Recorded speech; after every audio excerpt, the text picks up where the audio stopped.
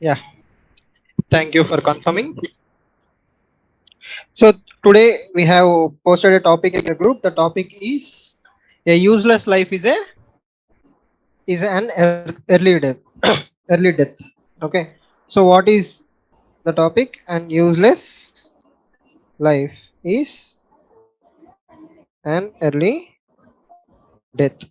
So when you start your answer writing or brainstorming or essay practices, the first thing you should do is what? Be organized. What is being organized? The first and foremost step is to identify thesis statements or important keywords. Okay, so what are important keywords in this essay? An useless life is an early death. Okay, so identifying keywords is very easy. Useless and early death. Death is a big word to use. Okay, it's like a huge thing, right? But apart from this, what is the other step two? What is the step two that we have to take? Step two we have to take is expanding on the thesis statement. The most obvious question that should come to anybody's mind is, what is an useless life? Okay, who is in a position to decide what is useless, what is not useless? Yes, what is considered as an useless life? For example, in comparison to Dr. APJ Abdul Kalam, probably my life is useless. Okay, in comparison to me, probably a robber's life is useless. Okay, so who decides what is useless? This is just one line of thought.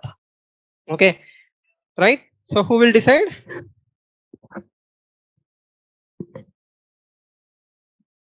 Who will decide again? Society in general. Okay. Hmm. But apart from that,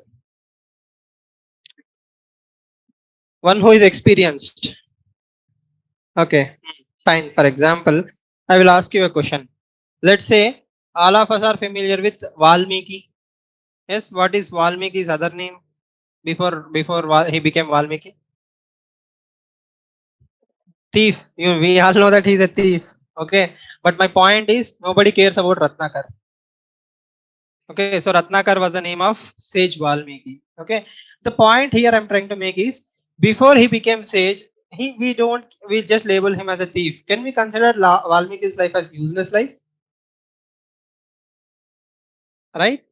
Okay, so this is just one thought or one line of thinking, and it reminds me of one beautiful quote, which says by Robin Sharma. He says, "Don't live a life, don't live same life for 75 years and call it a life."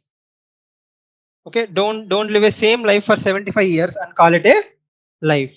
Okay, that means, see, again we are not entering into dharma, right? Again, what I'm trying to say is a useless life. Okay, again, okay, what probably somebody else on online is saying is, a life which doesn't follow dharma is a useless life. Again, what is dharma? Right? So if you watch certain movies, a weak character will be there till the end of his life. He will be totally useless, doing nothing for anybody. In one very crucial moment, he has done something miracle for the welfare of the people. Okay, can we call it as a useful life or a useless life? Right? So what are the other ways to understand uselessness? Uselessness comes from expectations of others. Okay, uselessness is again defined by society, morals. The moral value of the society will decide what is useful, what is not useful. So here the quote says, an useless life is an early death. That means you have some potential to offer, something good to offer to the society. You didn't contribute anything to the society. That means you are a living dead person or a dead man living. Yes or no? You are alive but not live. Yes or no? You are useless because you are just there. You are not contributing anything to the society. Can we all agree to the same points? Yes. Hmm. As a very famous quote goes, the greatest tragedy of life is not death, but a life without purpose. Any life without purpose is a useless life. Can we agree? Yes or no? Now I will ask a very personal question. Okay. You didn't clear prelims in 3 attempts, hypothetically. Okay. Is it considered as a useless attempt?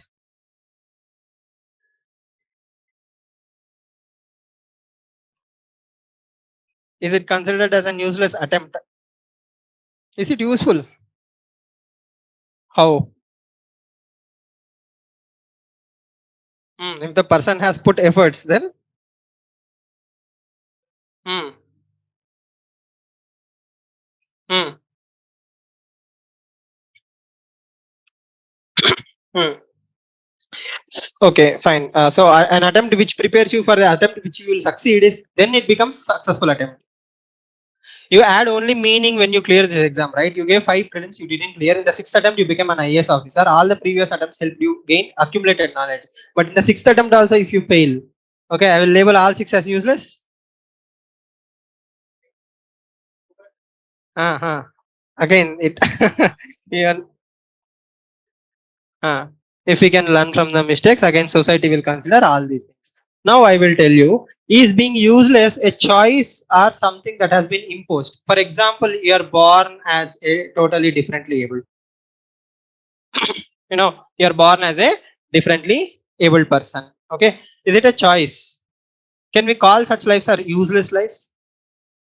Again, I'm just provoking your thought. I'm not taking stand. I'm just asking you. A person who is born without hands and limbs and all those things, totally dependent on someone else. Okay, can we label it as a useless life?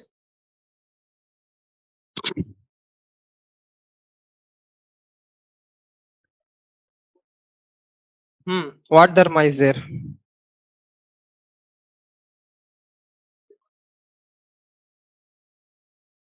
Differently able people still do something useful too. My question is this. Okay, differently able people will definitely do something good. My only question is, who will be labeling them as useful or useless? Is that no? We just agreed, right? Valmiki the saint is useful. Valmiki the thief is useless. Right? That means anything good, again, yesterday's argument, anything good by anyone is useful, anything bad is considered as useless. Okay. Here again, useless is not only in something that you can do, useless is something that you are not doing. For example, potentiality. Okay. And useless life is an early death. That means you have all the talent in the world, but you are spending time drinking. You're spending time drinking, wasting life. Are you wasting your potential? Yes. Is it an early death? Early death in which way? Potential way. That means you are alive but not contributing anything to the society. So that here is not metaphorically the true death. That can be killing your own potential while you are alive. Yes or no? Can we add all these layers? Yes. So potentiality is one definition to understand what is usefulness and what is not usefulness. Now my next question to the extension of this potentiality is killing my potentiality a choice or forced thing upon? For example, if I'm a woman, okay, I'm married at the age of 16. I belong to a tribal community from Jharkhand. I'm married at the age of 16 and thrown into a patriarchal family where they are not allowing me to do anything. Their only expectation is for me to take care of the family and give them grandchild. Okay, a useless life is a early death. That means you killed all the dreams of that girl inside her. She's there. She's serving you, not her dreams. So in her eyes, she is useless. In your eyes, she is useful. So the same person can look at two different situations and look at usefulness and uselessness as two different things. Can we argue like that? Yes or no? Killing the dream of a person, norms of the society. Yes, definitely. Yes. So uselessness is not only a choice, it is also what? Forced upon, imposed upon. For example, Amartya Sen's capability approach. You are not educating children. You are not educating them skills. You are in a chat GPT world. You are not even giving mobile phones to rural kids. It's an useless life. They probably won't do, or they won't have any jobs which they are reading for. Yes or no? Academically, we are preparing a generation of kids. Input monitor, output mouse. If you are teaching still the same stuff in schools, and the world is moving towards chat GPT, then the students who are going to come out of the academic circles are totally going to be useless. That is an early death in context of education. Yes or no? I hope you understand. Killing somebody's passion inside them is early death. Society will say engineer or doctor. The Three Idiot movie starting line, right? Okay, ye doctor banega, engineer banega, right? The same way, that means early death. That means you have killed the potentiality of that particular kid or passion of that kid, and he's okay. He's doing there, but he's not totally alive, passionate. Okay, that can also be early death. Mm. Then again, we will go to mythology. Everybody, please mute yourself. Okay. Uh, let's say Ekalavya. Okay, I believe Ekalavya was asked to submit the thumb as Guru Dakshina, so that in a way he has become useless. Right? He's as great as an archer as much as Arjuna. So Dronacharya, I guess, he threatened. He felt threatened. Again, not going into exactness. Okay, but the summary is, if the most important thing for an archer, that is thumb, that is removed, okay, you are more or less rendered as useless. Okay, that literally killed the dream of that particular person. Okay, can we take the same thing? Let's say to the protest that is happening in right, uh, Bresler protest, right? Because of the harassment and all these things. Okay, if you are killing their dream, they are now no longer going to participate in the sports and all those things. It's a kind of an early death. Yes, or not giving opportunity to players because of biases and all these things will kill their dreams. Yes, nepotism will kill their dreams. So a useless life is not only a choice, it is also a imposed thing. That is the basic argument that I am trying to bring. Does it sound rational? Hmm. Okay. Next layer that I want to add is quality versus quantity. Quality versus quantity. You have to really live 1 or 2 years good life or 40 years of good life. Then when will I call you as useful life or a early death? In the starting itself, I have said the Robin Sharma quote, right? The Robin Sharma quote is about, you are living the same life for 75 years and calling it a life. Okay, but within that 75 years, maybe you had 5 years of fantastic life where you are helping everyone, NGOs, lot of good things you have done. So is it useful life or useless life? So quality over quantity, which one should we prefer normally?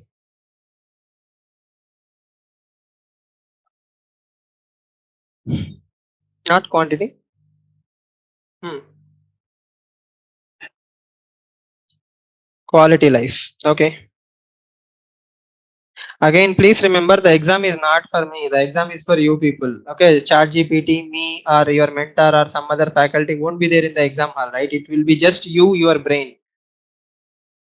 The ultimate thing that you have to remember is this: you have to apply all these things. You have to bring all these things into the answer writing. Just because your copy pasting stuff will not get you marks. You have to add layers, show the diversity, show the examples. They have to gel well with the given topic, right?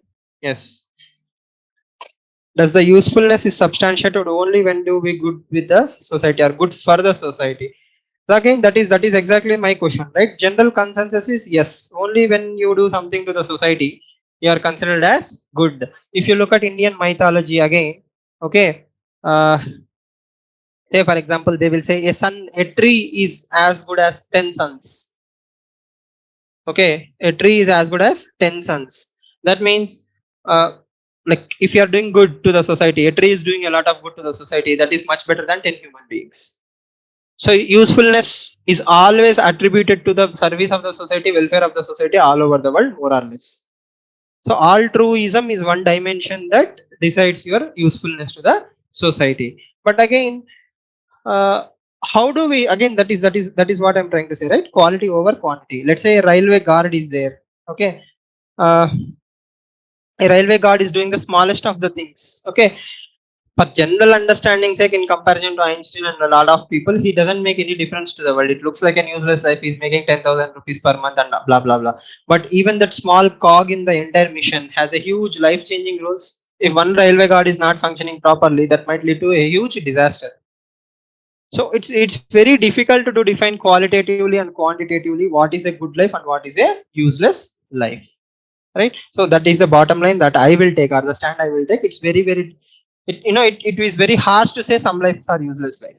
unless you have done a lot of damage to the society, and the society has already decided that you are useless, right? Hmm. So even the codes, very famous Sanskrit codes and all these things will decide upon your usefulness to the society by the service you do to the society. Yes. Any other layers?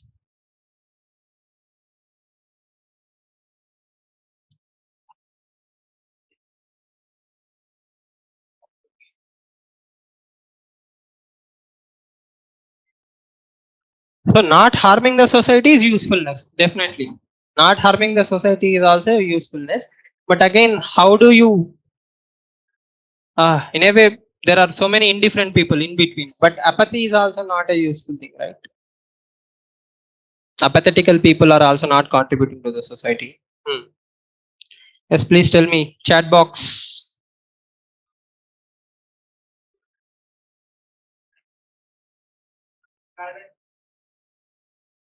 In a way, no, you are not doing. I mean, no, no, no, two different things. But again, I'm not doing anything sometimes because of apathy also.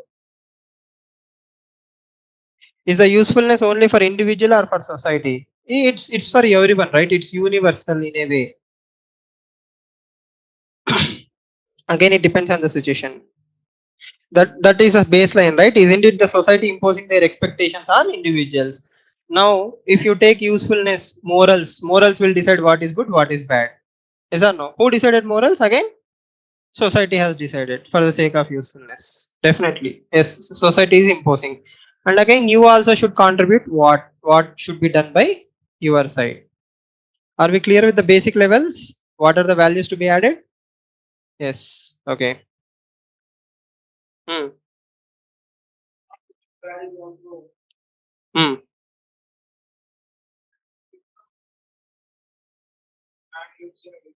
Hmm.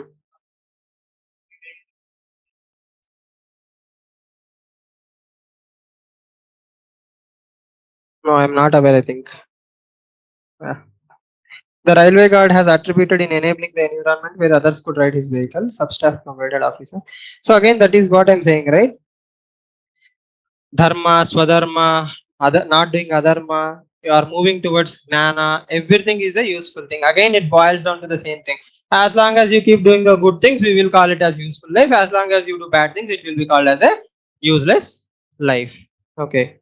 Now tell me, there are so many other interpretations, right? Why can't I be someone like a stoic, who is not doing anything? Okay. Or why should I be useful to the society? For example, I will throw in a thought process. Okay, let's imagine Nelson Mandela is in the jail for 27 years of his life. Okay, so we are looking at Nelson Mandela, the Madiba, where he created the Rainbow Nation, only after he is released from the jail. Technically speaking, 27 years he didn't do anything, but at the same time, 27 years he is locked up for a purpose. He was not arrested just for fun, right? Okay, he was arrested because he wanted to end the apartheid, to get freedom for the South Africa and all those things. So a purpose driven him to not do anything temporarily, but that purpose is what made him useful. Yes. So usefulness or uselessness is decided by some kind of purpose. So as long as your intention is there, you have the right purpose to do something. Okay, your actions or inactions may be judged on the basis of intention also. Okay. See, again, that is exactly my argument, right? By not doing anything, also they are teaching something to the society. Gandhi, by lying on the roadside, he taught the entire country about satyagraha, to wait for the right things to do. Any other examples like Nelson Mandela, where you look like on the prima facie useless, but it was very useful.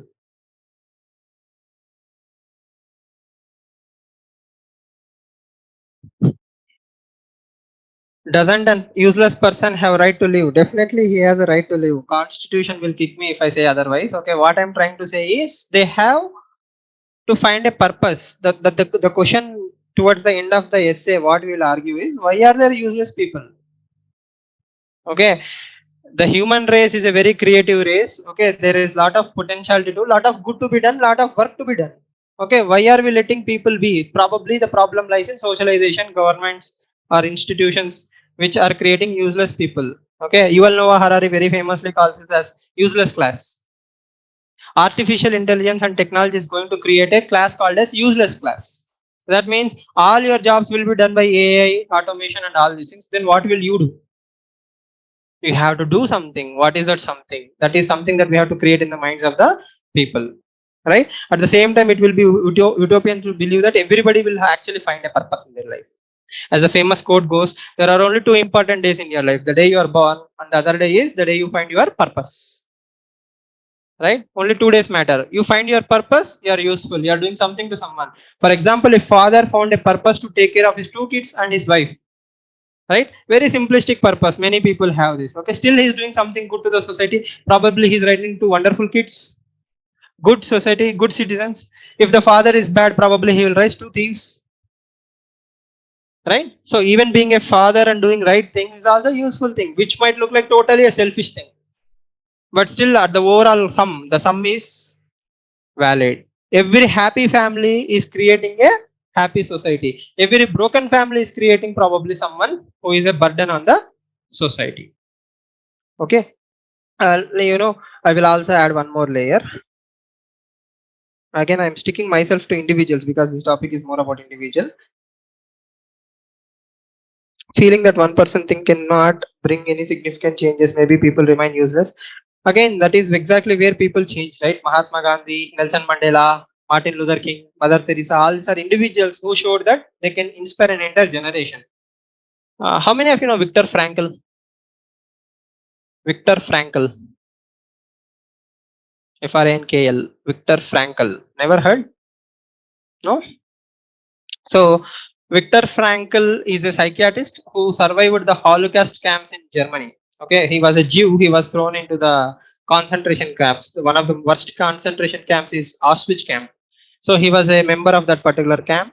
He came out. I mean, when he was in that particular jail, I mean, in that particular institution. Okay, they were not even given food. He wrote a very famous book called as Man's Search for Meaning. Viktor Frankl. Okay, it's a very world famous book. Must read for all UPSC aspirants. So in that book he says, in the initial days, the Nazis will keep dragging the dead bodies. Okay, on the steps you can hear that sound of the skull cracking on the steps. Tup, tup, tup. Okay, for the first few days you'll feel all your emotions being stirred. After certain days, after certain months, okay, when an inmate dies, okay, actually you are happy. Why? You now found a new shoe or a new cloth to protect yourself from the winter. So that means in a span of 1 year or 6 months, okay, all your humanness is sucked out of you and you are reduced to bare bones. You are just totally useless. Okay, you are skin to bone, no purpose, no hope, nothing. But that is where Viktor Frankl says anything and everything can be taken away from you, but not the man's attitude to choose one's own happiness.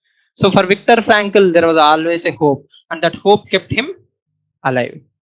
Okay, so even in the sorry, even in what looked like a totally absolute useless situation, just by clinging to hope, okay, and believing in his own happiness, he did not make his life a useless life. So nobody can be that bad, right? Like imagine being in the Nazi Germany concentration camp and still having hope. If that person can recover, everybody else can recover. It's never going to be that bad for anyone else. You might lose a business, you might lose a loved one, his parents, his wife, everybody was killed in front of him, like in the sense in the same concentration camps. He have seen his entire life being turned upside down. Okay, so what I'm trying to say is that purpose, if you have, you can even cite Viktor Frankl as a wonderful example to say, usefulness is again decided by a person's own choice. It's an attitude, happiness, right?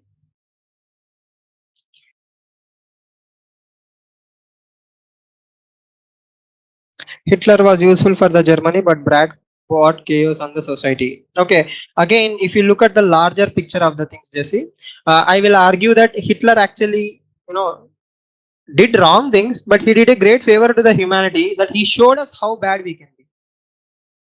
Right? By looking at Hitler Germany, even today, we can understand why not to go to war, why not to reduce to our baser instincts. Okay, as Abraham Lincoln says, calling to the better angels of our nature. That means there are always angels inside our heart. Raising the angels inside your heart, the better angels of your nature, is very difficult to call out. Calling or reducing yourself to the baser instinct, that is anger, hate, is easiest thing to do. Anybody can provoke hate inside you.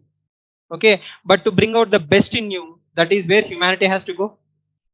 So uselessness and unuseful things can be the two spectrums. One is to the baser instinct, the other one is better angels of our nature. Okay, again you can use all these terms in the essay. You can bring lot of examples, and again I can even quote Dr. APJ Abdul Kalam, right? He was a paper boy, who became a president of the country. It's a choice, right? He converted what appears like prima facie society norms wise useless life, that's just a paper boy, into something fantastic. He worked hard, he never gave up on his hope. Okay, again I'm sticking to societal definition of uselessness and usefulness. Okay, yeah. You can also throw in Oscar Schindler, very famous example. He is also a Jew who was working for the Nazi army. But once he saw how valuable people are, he tried to protect a lot of Jews. Okay, so in his own eyes, in up to certain time, Jews were useless. Okay, but once he saw all the atrocities, he understood the value of human life. So the core of all this argument is human life is very very important. You cannot decide. Again, that is my point, right? According to society norms, please listen to the class carefully. According to the society norms, society, being a paper boy is considered as uselessness because you're not doing anything to the society, right? Okay. Dr. B.R. Ambedkar, how will we bring it?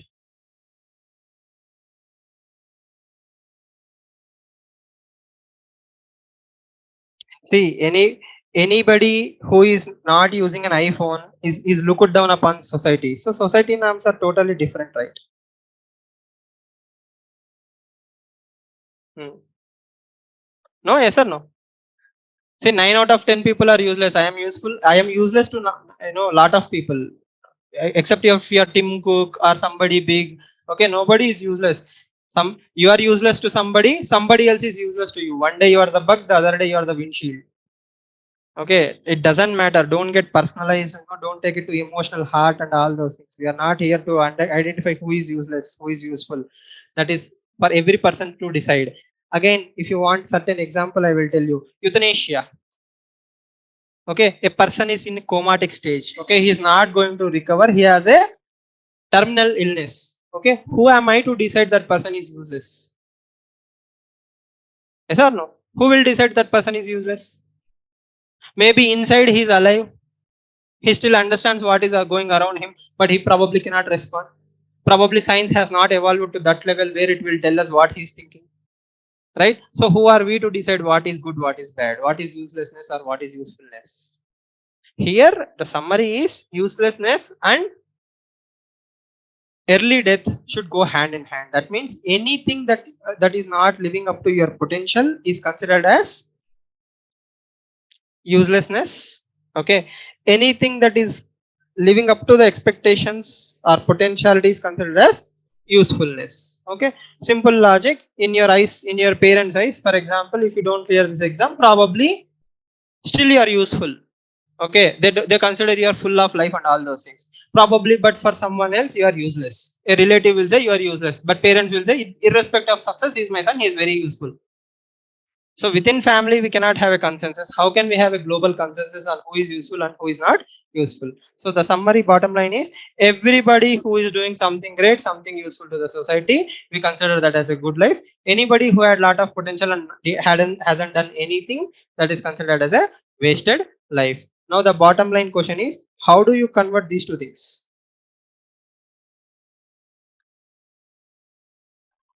How do you create that usefulness in the mindset of a citizen? Usefulness can be anything. Just a Buddhist monk meditating in a cave is a totally useful life. According to whom? According to me, or according to the society. What is he doing? Is he going out there? He's creating any food? Is he operating on someone? Is he even delivering paper? He's just waking up every day, going to that cave, meditating from last 30 years. What will happen?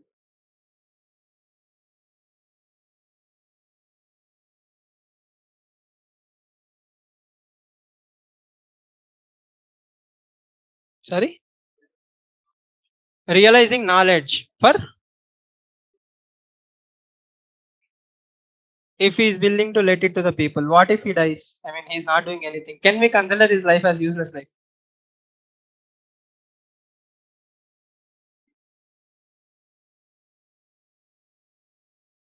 Exactly, right? Hmm. So again, very wonderful point, right? What I'm trying to see is here, okay, every human being is like a seed, okay?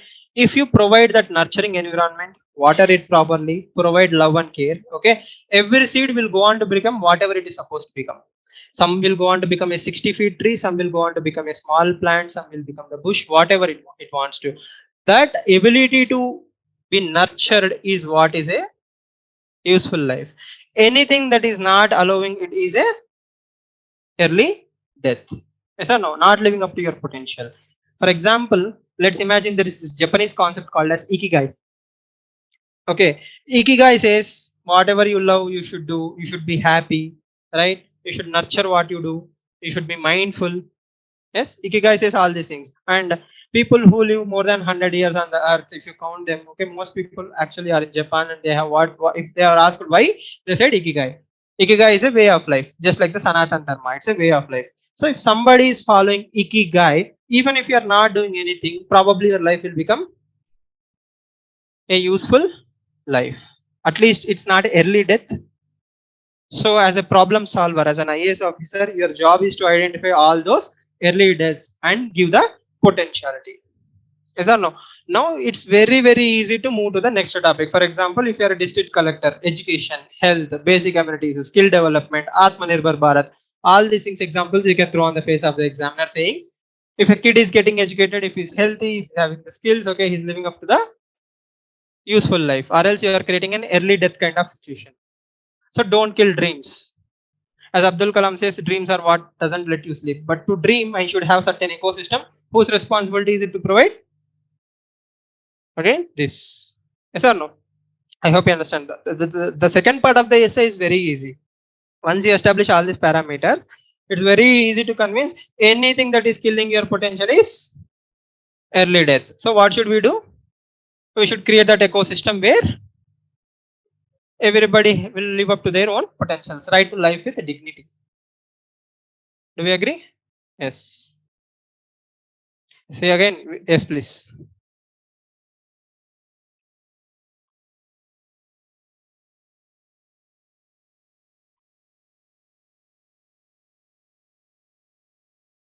So yeah, exactly. See, for example, even if you take Hitler, Hitler was a hero. People of Germany chose Hitler because they believed that they were humiliated. They wanted some kind of revenge. They gave the power to that person only because he proved himself to an extent. So he was useful to that country, but he also was totally useless to the greater good of the society. But for some army person, for army general, okay, fine, I understand. It's subjective term.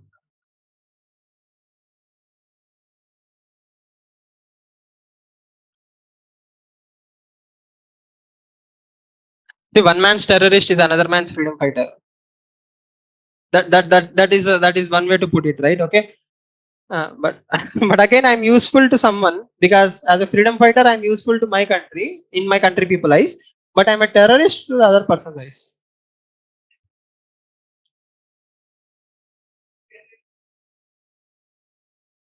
Hmm. Hmm.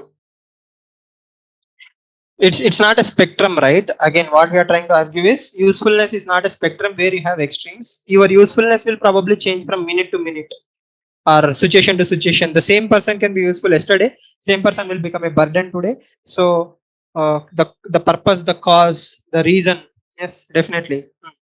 Now how do you balance this uselessness and usefulness? At the same time, I cannot be totally useful all the time, right? I will be exhausted. I have to balance my personal life and professional life.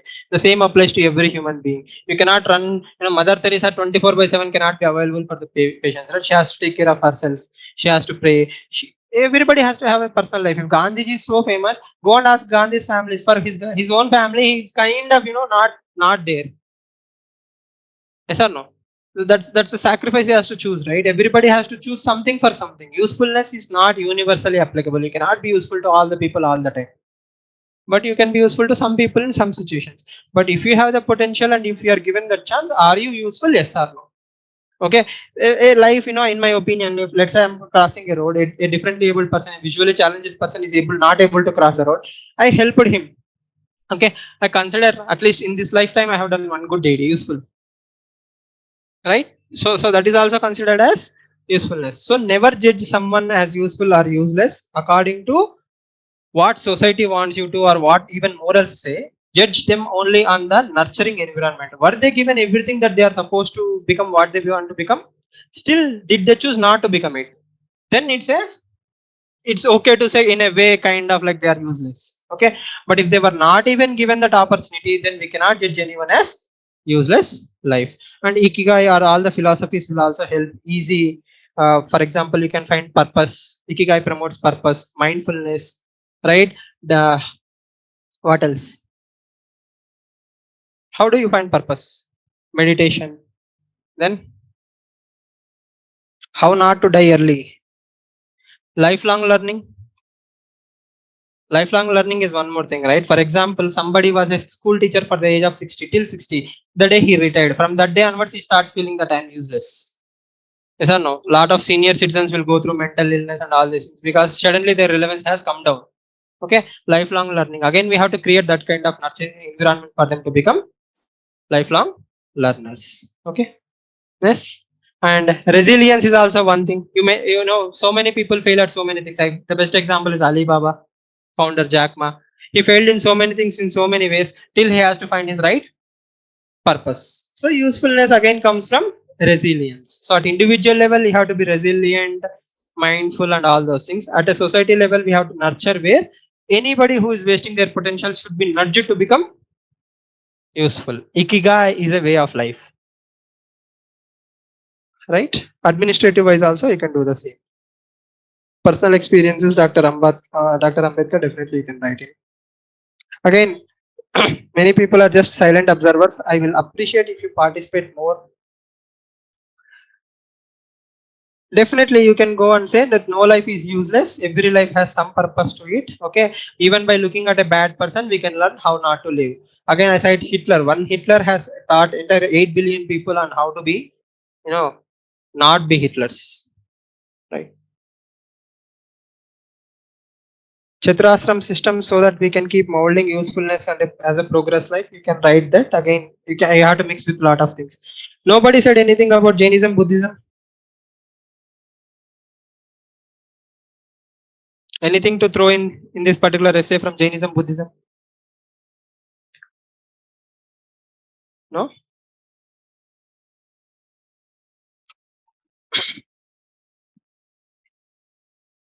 Anything.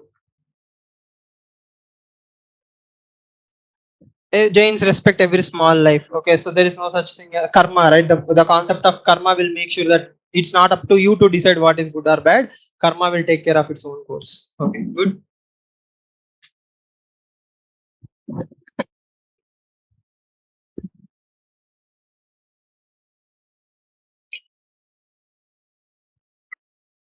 Hmm. Following the eightfold path will lead to useful life. Sanghas, Buddhist sanghas, sang, satsang, all these things will also promote what? Useful life. Again, same topic. You can even bring Ubuntu again. It takes a village to raise a kid. Every society has to nurture that kind of useful things. And yes, finally to conclude, there is no such thing as normally useless life unless you have not been given a true potentiality. If somebody literally killed all your dreams and throw it into some difficult situation, that becomes a useless life. But again, lack of awareness, lack of passion, and all these things also create such kind of situations. Okay, so I think we will wrap up this particular topic. Enough of the discussion. I hope you got some ideas. Again, as I keep repeating myself, writing is the best way to know what you understood, what you didn't understand. And luckily for me, a very good number of people are not writing. Literally thousands, right? Thousands are not writing. Thousands are just in the group happily, assuming that they will write a good essay one day. Okay. Yes. A useless attempt is a one attempt which is without practice. Okay. That is the bottom line. Now tell me, compassion is the basis for all morality. A terrorist life is a useless life. Again, as I said,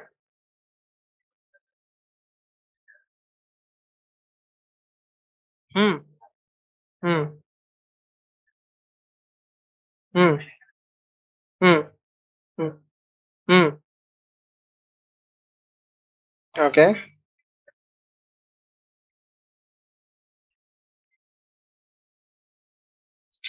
See, good question. I will add one more layer. Okay. Somebody died for some reason.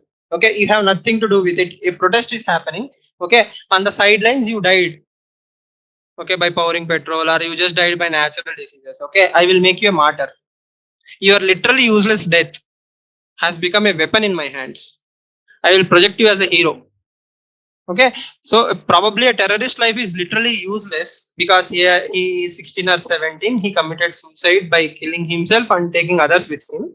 He didn't contribute anything to the society. But the narrative I will create after your death, that he sacrificed for a greater cause, is what gives purpose to your life. So the stories that I put in front or after your life is what makes you powerful. Yes or no? It's all about perceptions, right? Gandhi is still great because not dead. The people who have long gone are still alive in our memories. It's only about the perception, right? They have done something great. Their life is useful life. For example, Shahid Bhagat Singh, at the age of 23, he sacrificed for his motherland. Right? We definitely won't even have a debate of useful and uselessness because by default it is assumed is a totally useful life. Again, it's about the perception that is around it. Yeah,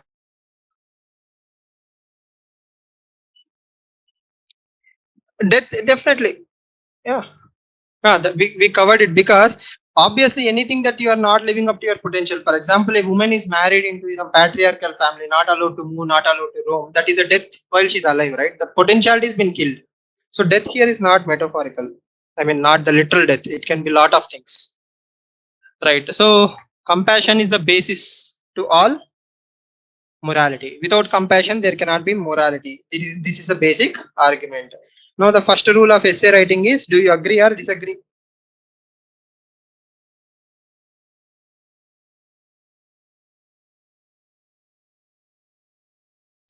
Compassion leads to morality. So those who don't know, there is this empathy, sympathy, and compassion. Okay, they are layers: empathy, sympathy, and compassion. What is the general understanding of the meaning compassion?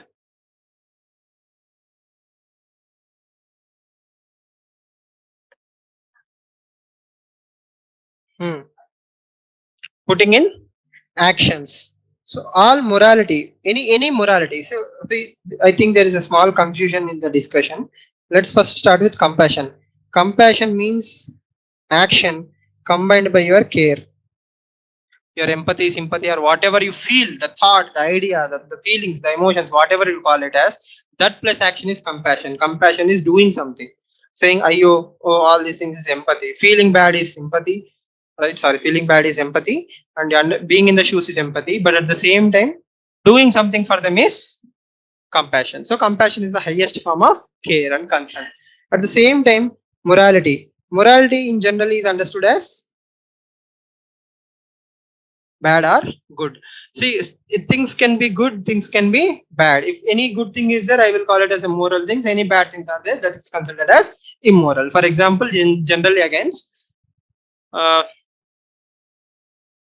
smoking is considered as immoral or not, like not good thing. Okay, it's a bad thing. Again, the moment I cross that line saying it's okay to smoke 1 or 2 cigarettes a day, then I have changed the baseline of morality.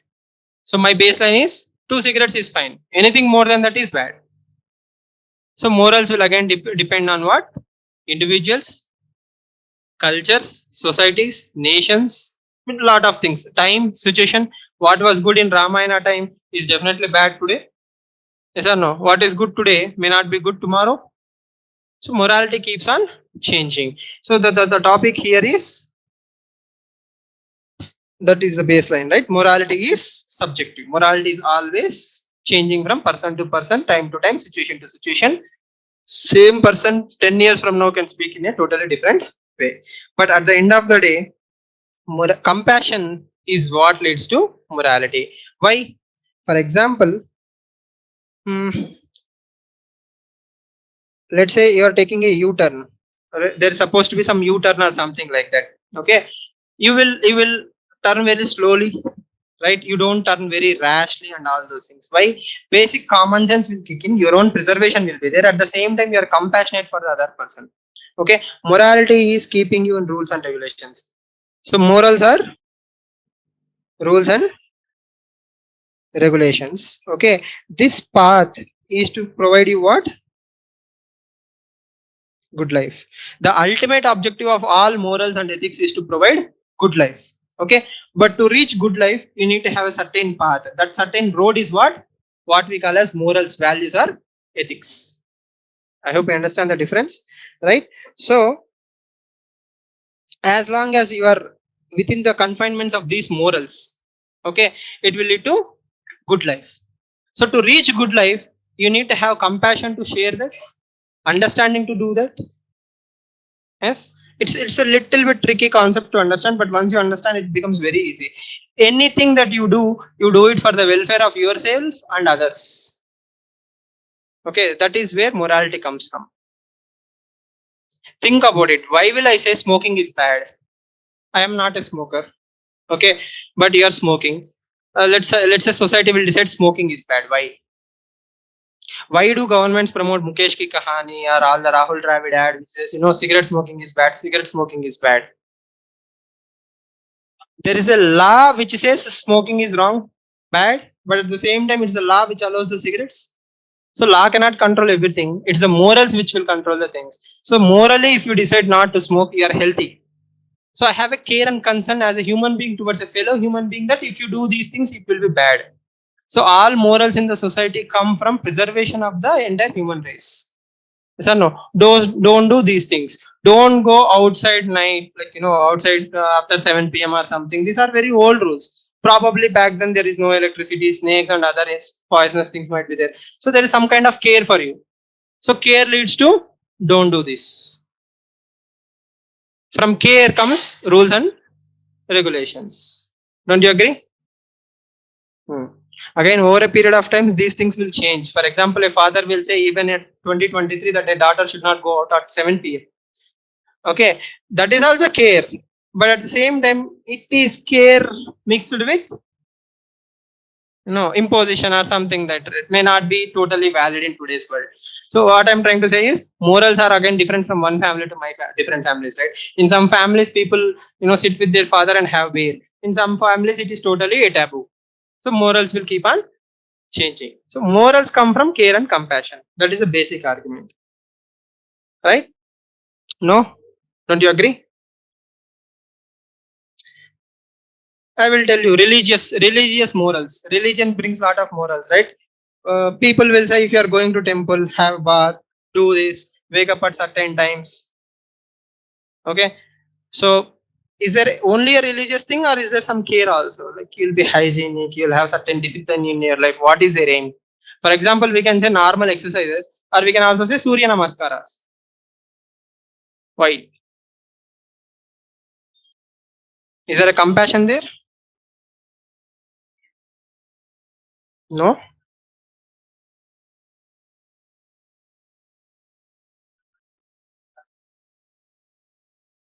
That religion will act as a nudge effect. Okay. Hmm.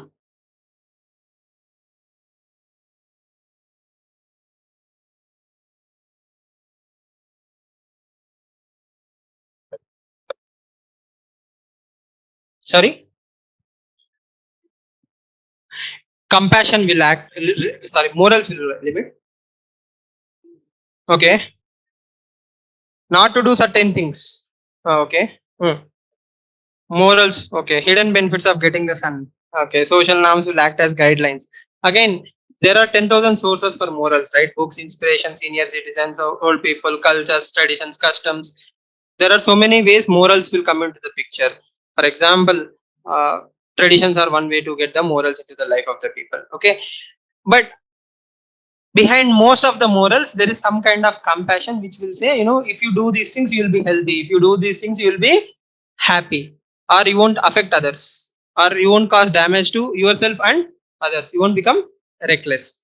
Let's say compassion leads to morals. Example is empathy.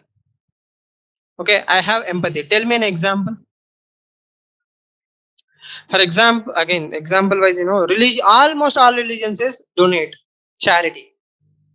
Okay, religion says on a certain day every year do this. Okay, that is promoting what? Empathy. Is it a moral guide?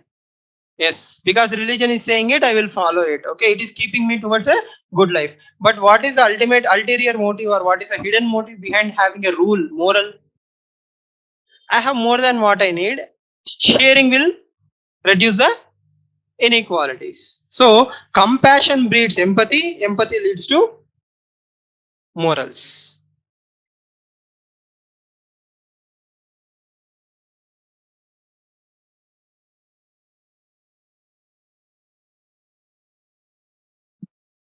Hmm.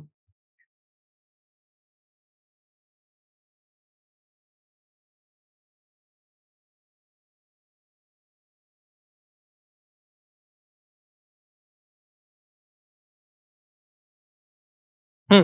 Hmm. Hmm.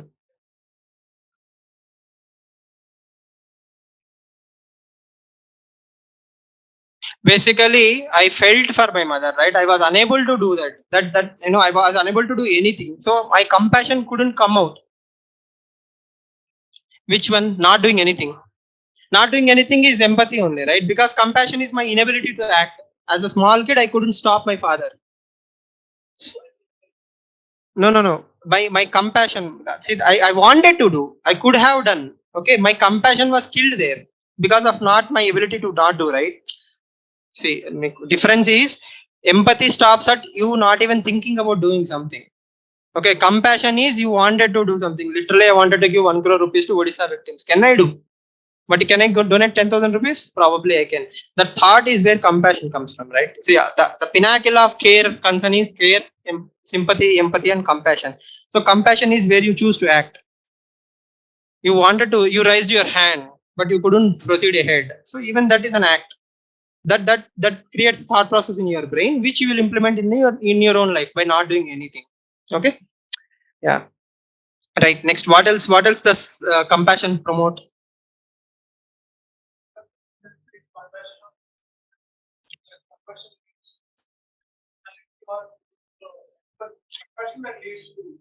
Compassion leads to morality. Compassion only when you decide to do something, you'll write a rule. Don't do this. Don't do that. That is an action, right? Any action is compassion.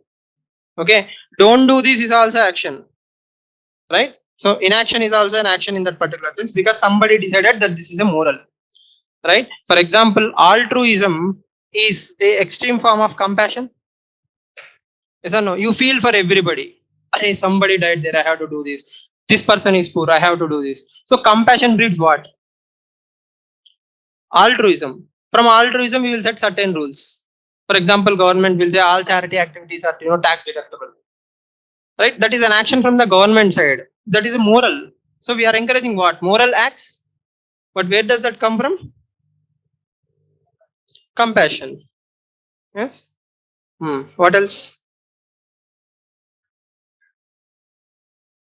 Don't see. There is no such thing as real in philosophy. Don't even drag me into that real unreal dilemma. What I'm trying to simply say is any good act that arises anywhere in the world has one thing, that is some care and concern. Yes or no? Let's think about it. Don't beat dogs. Beating dogs is immoral act. According to religion, you have one rule. According to law, you have one rule. Okay, where did that come from? Most laws come from compassion, right? Women are being beaten, domestic violence act. Women are being harassed. Okay, compassion towards women. Okay, you create sexual harassment act. Children are being abused. What do? You create a Protection of Children Act, okay, or compassion for the welfare of the society, love, care, anything. Compassion doesn't mean you are Mother Teresa, right? Compassion can be not allowing to do something. A terrorist and killing anyone, so terrorist should always be hanged by death.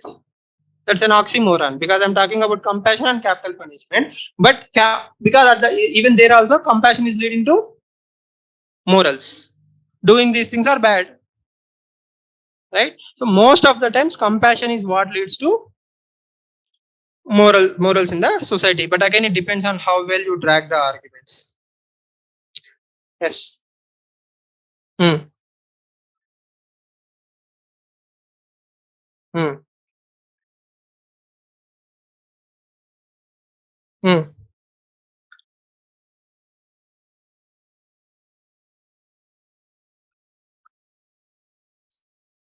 Hmm. See, again, that is where I tell my students, in my understanding, value, moral, and ethics are same thing in different shades. You are a product of a society. Let's say you have a value of caring for someone. Okay, everybody in the society is thinking the same thing, that becomes morals. Okay, if all societies act up the same thing, that becomes ethics. Love humanity, that is your value. Without realizing, all of us share the same value, that became a moral. Okay, that value when universally accepted is ethics. Okay, so individual values come from society's values come from individuals. Let's say you're Gandhi and ethics has become morals in the society.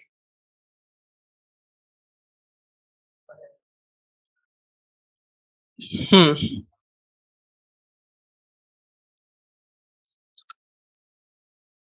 Hmm. Hmm. Hmm. Hmm. Hmm. Hmm. Hmm. Definitely. See, that is what Peter Singer calls as circle of life. I guess I'm not sure of the name. Circle of life. That means as human thought process evolves, okay, we start expanding these norms to different stages. Few hundred years ago, right? Few hundred years ago, let's say 60 years ago, or before 1986, if I go and say sustainable development is a very compassionate thing to do. For what? For the planet Earth, for our own sake. It is a selfish thing that human beings can do. Okay, but if you look at it, even caring for the planet is what? Extension of compassion, right? All the Paris agreements and all these things, Kyoto Protocol, where are they coming from? Your compassion. Okay, if you're talking about animal ethics, it is again coming from compassion. See, nowadays people have a new problem, that is AI, anthropomorphization.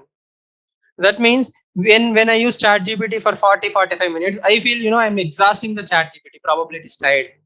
Is it actually being tired? Who is getting tired? Probably me. But I'm anthropomorphizing. That means I'm transferring my feelings to chat GPT. I think that it is getting tired. I said thank you. Does it really need a thank you? No. Who is saying thank you?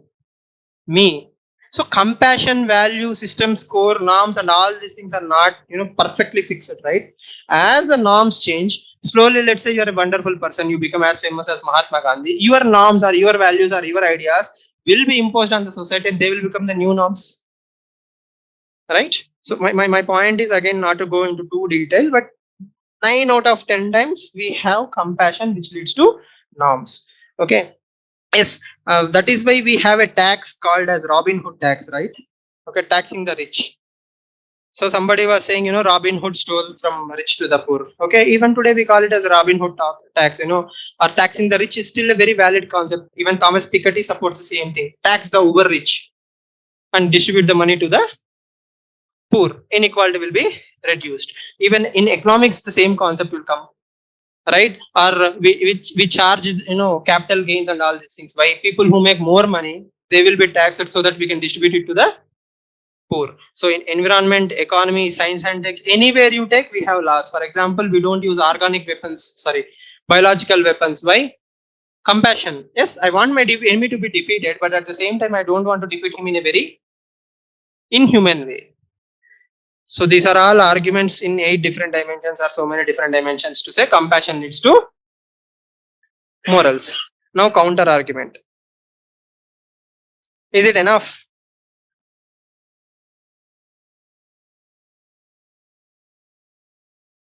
Is compassion alone enough to create morals? Isn't there also a sense of society, justice, fairness, values, which are, a lot of things, the ecosystems, the situations, the ability to implement all these things? I'm very compassionate. I want to do so many things for the society, but do I have the state capacity?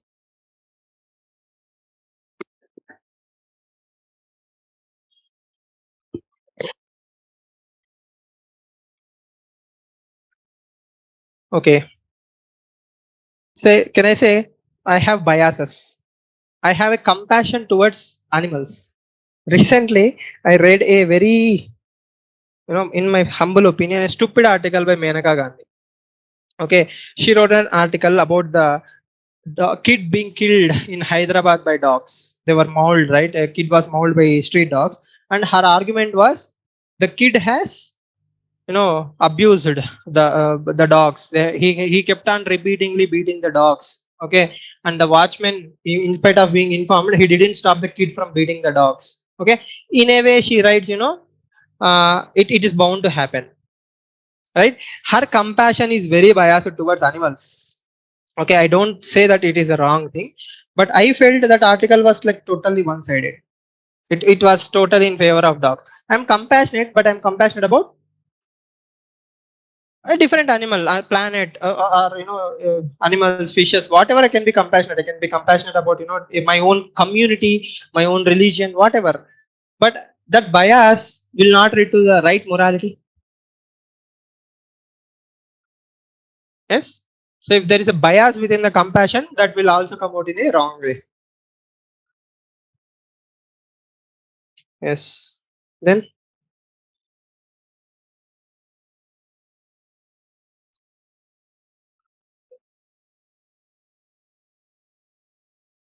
we again, morals is a societal term, right? When it comes to individuals, we are talking only about values. Within our value system, if we can do something good, we have to do something good. But here we are talking about morality, right? So most societies have compassion, they make laws, okay, but societies can also have biases. Okay, right. Then sometimes inability, incapacity, that means I am very compassionate, I actually wanted to do something, okay, but I don't have the resources, I don't have the right connections. So incapacity or not, lack of resources might also limit your compassion, which might fail to convert into morals. Okay, then what?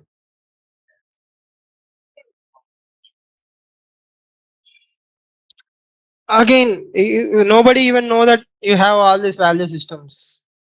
It was never converted into morality. Yes. So for compassion, there are two sides. Okay. Yes, definitely. Using mosquito repellents, etc., is not being compassionate towards mosquitoes. I fail to understand. Okay. Hmm. Two.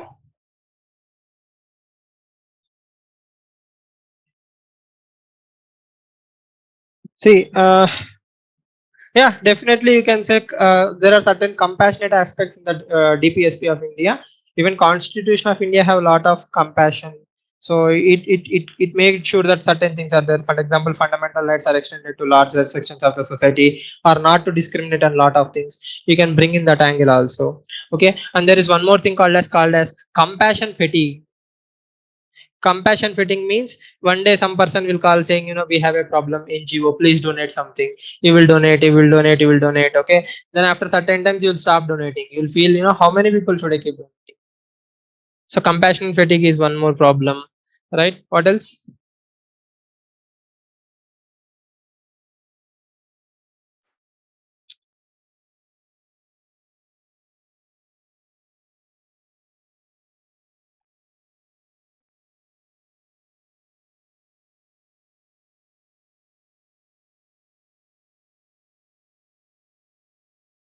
Hmm. Hmm. Out of compassion you are killing some person, like for example passive euthanasia. Yes or no? Like that is what you wanted to say, right?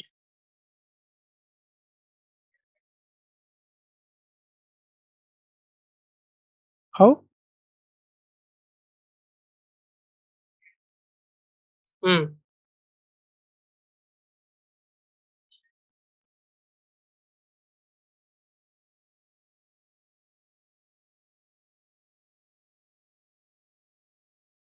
Probably I'm not able to understand. We'll try to find an example for what you're trying.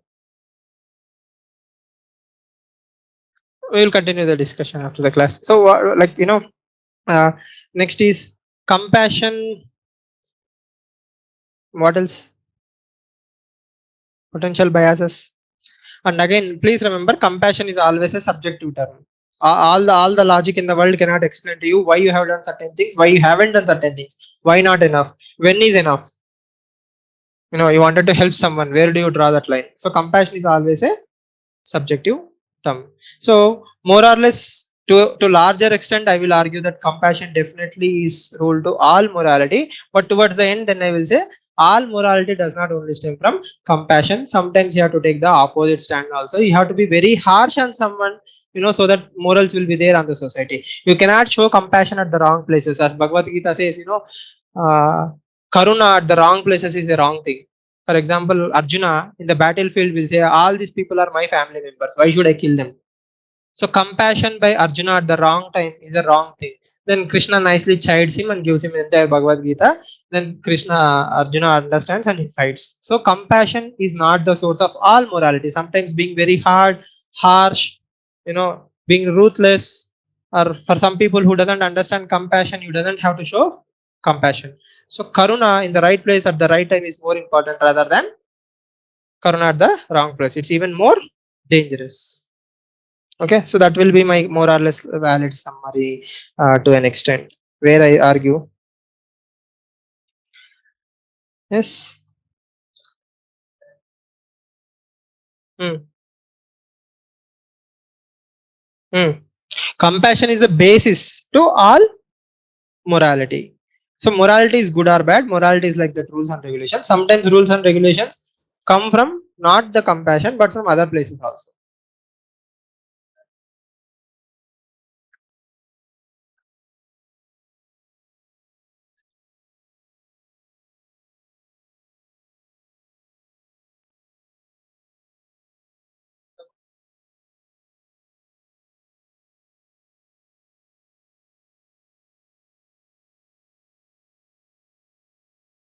See again that depends. Like for example, the Priyanka Reddy case in Hyderabad, the fake encounters. You're shooting a rapist.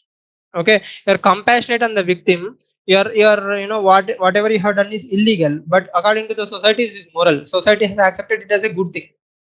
So technically you have created your own morality, right? Again, as I said, law is not morality. Law is separate, morality is separate. Many people in Telangana and Andhra Pradesh actually celebrated that they were encountered. So that is not immoral, that is moral only, according to whom? Larger sections of the society. So what you have done is illegal and wrong, but you have created into the moral. But why did you act? Out of compassion for that person who lost her life and the rest of the women who wanted to be safe. That will add up the value.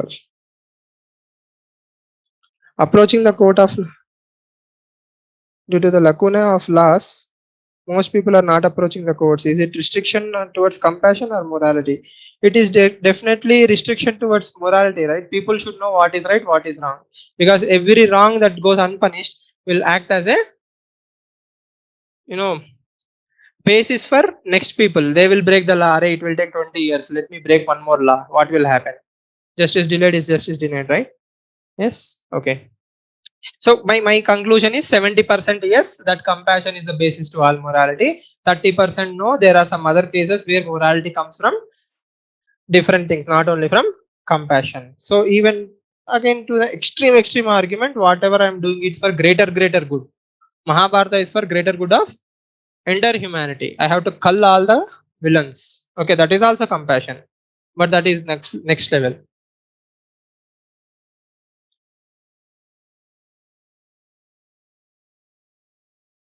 Hmm.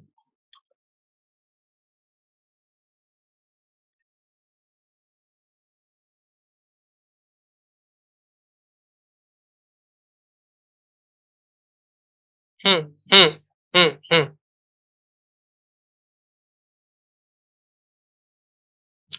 Again, see for example, sati.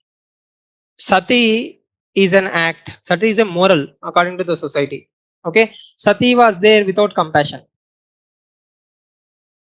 Raja Ram Mohan Rai's compassion broke sati. Clear? Yes, again, as we brainstorm more and more topics, we'll become clear in this topic. But as your ethical knowledge also increases, it becomes very easy because values, morals, and ethics are like, they keep, they are like layers. Okay,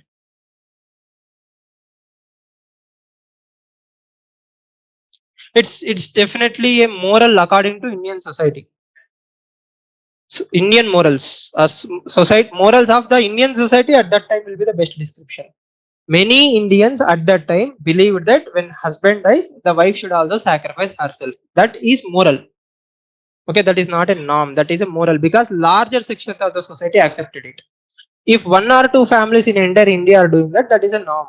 Like that is a norm of that particular family. Norms are limited, right? Limited in scope. Whereas morals is larger thing. Whenever I utter the word moral, okay, it probably applies to entire Indian society or Telangana state. Telangana morals are different from Uttar Pradesh morals. Morals, which moral is big number. Ethics is near universality. It is not only in Telangana, Uttar Pradesh, it should be applicable in Armenia, as Somalia, Sudan also. So if human life is sacred, yes, everywhere they will say yes. Then that is ethics. Okay, that is one way to understand. But again, no single philosopher could give proper definition for ethics. So let's not go there. So I will. Is compassion must come naturally? Praveen, again, that is what we have discussed. Compassion can be promoted, created by telling stories. I can create compassion inside your heart by following lifestyles like Sanatan Dharma, Ikigai. Compassion towards Vasudhaiva Kutumbakam, compassion can also be promoted. Okay. Yes. Any questions from today's discussion? I hope you people are brainstorming more than me because the exam is again for you people. So you should write at least one of these essays that will help you get a lot of clarity. And don't worry, all the essay topics that we are going to brainstorm will help you in some or the other essay. It's not like knowledge will go waste. Everything will be compounded. Yes. Recent case in Bombay. What happened in Bombay?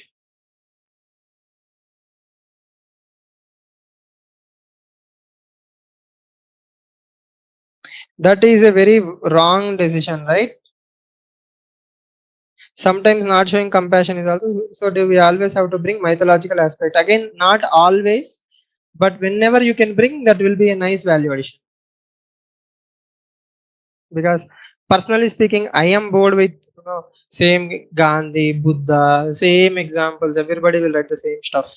So try to bring in some mythology. It will add value. If you're not aware, don't chase books.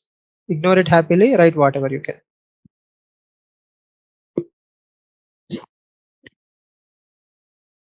So it's already late. If you don't have any questions, I will end the session here.